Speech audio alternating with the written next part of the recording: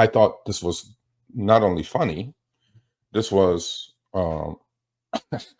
this was pretty accurate. So this is how the U.S. economy functions. Okay, so there's a Twitter account, and this is not Jerome Powell. As we all know, Jerome Powell is the Federal Reserve Chairman. Uh, you guys pay attention to this. This is funny. Once in a while, we got to lighten up the mood. So it's a parody account. Obviously, it's not his account.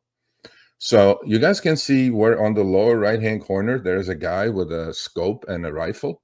He's about to assassinate somebody, blow somebody's head off. That's the U.S. government living war to war. I am actually, I watched the debate begrudgingly. I watched whatever that was. Now, if any of this stuff is true, the rumors that Kamala had the questions beforehand, election is over. Seriously. Because that would be a no-no. Although I kind of know who I'm going to vote for already, but it was a biased event. I mean, it was like, I was like, what's going on here? Although Trump did horrible. Okay. I don't think he's a good debater. I honestly don't think. I think the high school kid would do better, but he just attacks, whatever. His usual, whatever. It's fine. I don't think that changed too many minds to start with, these debates that they do. But if Kamala did cheat, we don't want to put a cheater in the White House, although Trump has done enough of that too. So my point is, let's get back to this picture.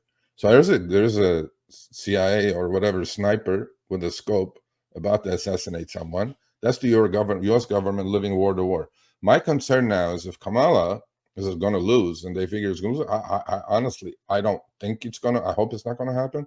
They may just start a third world war here, because they already said, if you guys read in the news, what did they say?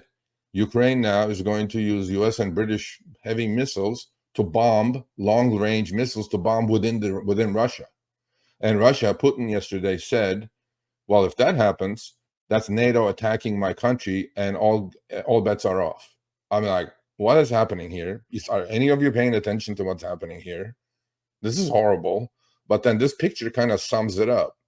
Okay? This sums it up. So the U.S. government lives war to war. Well, when war happens, what happens, right? Our economy actually picks up, especially the military side of the economy, because we have to produce weapons and planes and more ammunition, more guns and more this, and ship it around the world. The economy kind of starts moving around. And then on the last subject, when I talked about, the banks sending you all those credit cards like candy, right? So there is a lady in the third row in the back holding a gun to the girl's head in front of her. So those are the banks and corporations living bailout to bailout. So U.S. government starts a war, shit hits the fan, the Fed comes in, prints the money, puts it out there, sloshes it in the economy, and then the banks go, oh shit, a lot of people defaulted on their home mortgages and their credit cards. We need help. So those are the banks. But in the meantime, they hold a gun to your head with 45% interest rates on your credit cards.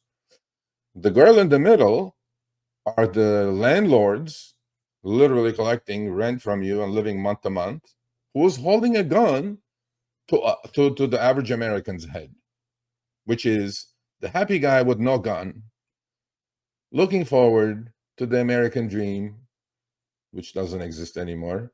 People living paycheck to paycheck. I thought this just summed everything up beautifully.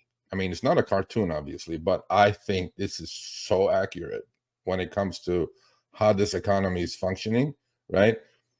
In 2008, we had the great financial crisis. Who created the great financial crisis? Wall Street did. They packaged those mortgages and sold it all over the world, created a chaos, right? I mean, how many banks went under? I remember like today. I was shorting Countrywide while my best friend was working at Countrywide. Stock was $45 a share. I'm thinking, this is bad. The reason I was doing that, by the way, I had a mortgage company. And I'm going like, this shit's going to hit the fan. This is going to be horrible. Because I was doing some of those mortgages called no income, no asset, 9 loans. I mean, there'd be like a gardener walk into my office. They go like, I need $500,000 loan. I'm like, no problem. And I'm going like, this is going to end horribly. And if you guys seen the movie Big Short, right? I mean, that was a wonderful movie. And so yeah, this is what's happening. So U.S. government as good as starting wars, pumping up the economy. Then the shit hits the fan. Banks come to the government, which happened in 2008, great financial crisis, right? They created something called TARP, Toxic Assets Repurchase Program. But you have to understand, in 2008, it was only $800 billion. Okay? When the pandemic happened, every 10 years, 15 years, something black swan event happens. So the 2008 financial crisis was all man-made, but it only took 800 billion to save the world. Okay? What happened during the pandemic? It took $8 trillion. On the next one, we're going to need $25 trillion. You get it? This is what's happening. So banks hold a gun to the landlord's head, and landlord holds a gun to the average American's head, living paycheck to paycheck. And I bet you the guy in front, if you took that guy with his credit card debt soaring, with his credit card interest payments soaring, turn him upside down and shake him at the end of the month, I'll bet you 1 red cent will not fall out of his pocket.